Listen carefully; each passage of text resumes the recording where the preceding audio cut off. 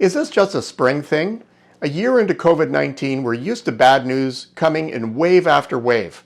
Suddenly, the news has brightened, and there's hope that we may be getting to the other side of the pandemic. That's in spite of continued European lockdowns and the Miami Beach spring break fracas.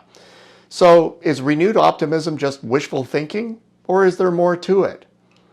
Well, economics is known as the dismal science for good reason.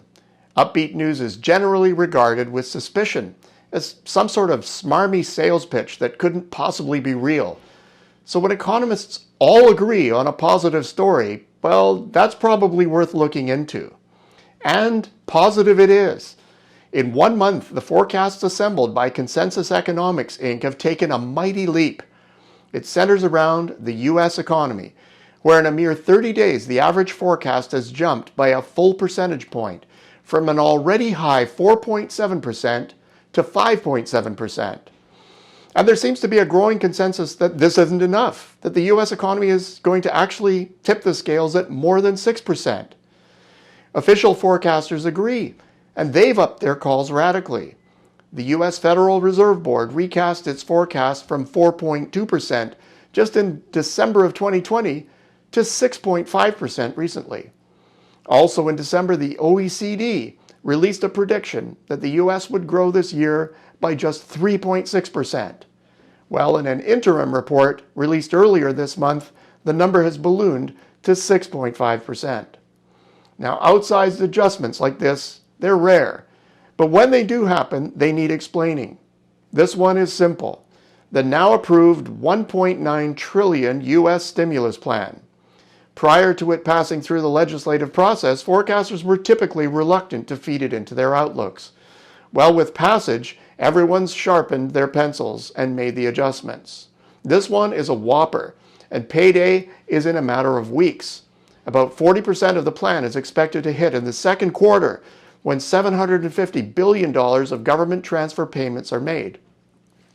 From this point, the increments aren't as enormous, but still significant, and are planned to carry on through the second quarter of 2022.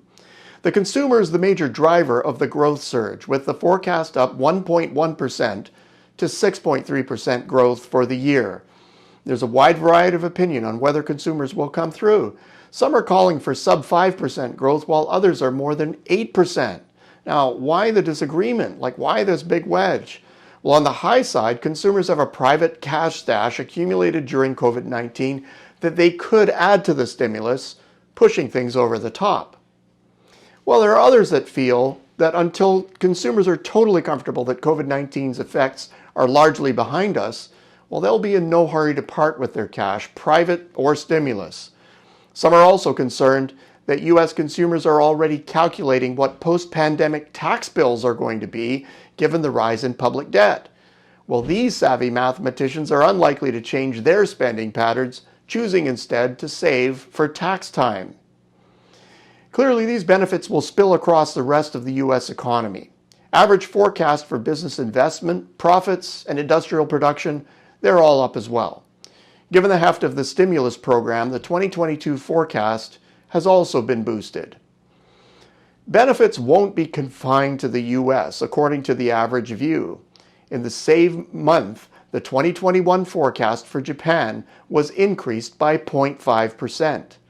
The United Kingdom also seems to be cashing in, although recent economic figures may play a part in the 0.4% upward revision to this year's outlook. Interestingly, the forecast for continental Europe, well, that pretty much stayed the same. It's no surprise that Canada gets the biggest pop, up 0.9 percentage points to 5.5%. Clearly, the forecasting community believes that in spite of Buy America policies, the benefits are expected to spill into the global economy. It's hard to overemphasize the magnitude of this revision, and for the most part, it's the most positive news the world has had since the pandemic's inception. However, it has raised concerns that inflation may get a bit out of hand, although forecasters seem confident that the Fed can handle it. Inflation forecasts are slightly above target, but weren't adjusted materially in the latest round. Mind you, financial markets seem less convinced. The bottom line? Take note, the doomsayers are upbeat. The U.S. is in for a banner year thanks to massive stimulus. Together with the rollout of vaccinations, increased herd immunity, and greater success with pandemic governance, the gush of public funds is enough to reboot confidence that the economy can rebound more fully. Well, now is the time to plan for a rush of orders. Until next week, I'm Peter Hall.